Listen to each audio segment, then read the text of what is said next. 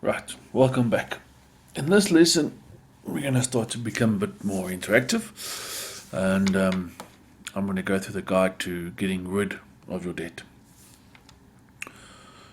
So, the first piece of advice to becoming debt free is to pay attention to your spending habits.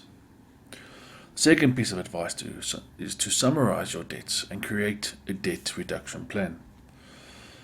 Now, keep in mind one word: interest. Interest is a magical tool. Interest can make you rich or poor. Creditors always use it to their advantage. But remember, it can also work in your favor if you really follow this guide. Let the interest be working for you instead of against you. Now, attached is your budget spreadsheet, and we'll move across to this soon. But in this sheet, you need to list all of your debts, the balances, the interest rates, as much information as possible. You will need to pause the video and move to that spreadsheet now and really apply yourself. This should be pretty easy to use document. I've tried to make it as simple as possible and we'll go through it shortly, but don't let this task put you off. You need to put every stitch of information in there. Also, if you want, you can get a piece of paper or Google spreadsheet if you want, or even your own notepad. But I would suggest at this point that you link to the Excel spreadsheet. Okay, so now you got the spreadsheet ready. Now get the statements from every financial institute, every bank, every creditor to which you owe money, and then work through this sheet. Insert all the balances with their respective interest rates exactly as they appear. It's also very beneficial to know what your minimum payments are for every account. We need to know what the balances are, what's outstanding. And after we've tracked down all of your debts, you will have a decent idea of how much is owed. And then we need to let this sink in. But don't worry, in a few more steps, you're going to see how we're going to start to get rid of it. But we need to put everything down so that we know exactly what the situation is and how we can deal with it. You know, it's time to now face the problem. Right. Here's an example of a personal monthly budget. And what we need you to do here is I need you to fill every single thing that you can. Fill in all your expenses. If you need to edit it, then edit it. So if your monthly mortgage is 1,200, then it's 1,200. If your rental insurance is 43, then that's 43.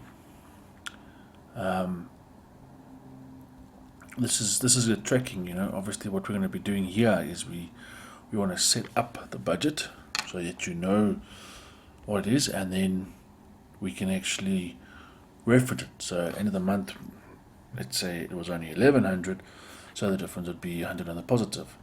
It's a little bit more advanced than maybe what we need, but having too much information has never really been a problem. So go through it. I've left the different links here that if you need to get more involved into the spreadsheet that you can. I think it's pretty simple. I mean, basically what you can do is you're going to complete your entire budget sector, and then obviously that you line that up with your income, and then we're going to go through on the actuals during the month. And therefore, at the end of the month, you can actually see really what your difference is. Is it a positive? Is it a negative? What is the actual true results that, that will be achieved here. And then from that we can see exactly what the financial picture is. A lot of times we don't know what our banking charges are. We draw money and spend it on entertainment, a book, a movie, a couple of drinks with friends, put this all down. I know at first it's going to be a very tedious task, but really, really focus on this. And this is the beginning of actually getting the infrastructure in place. And, once we know where we are, we'll know where we're going. And as you complete this whole spreadsheet and populate it, it's going to do its own automatic calculations of what what the groceries are and what you spent, and it's totally automated, and it will give you. You don't have to adjust anything, and if you push a number and let's say that's not the right thing. Let's say we put in a story like it, and it goes to value. Then just go back up, just click undo, and there you go.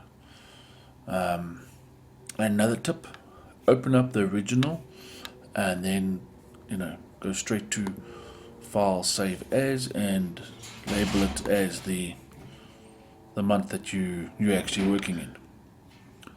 Alright, and we'll see you in the next video.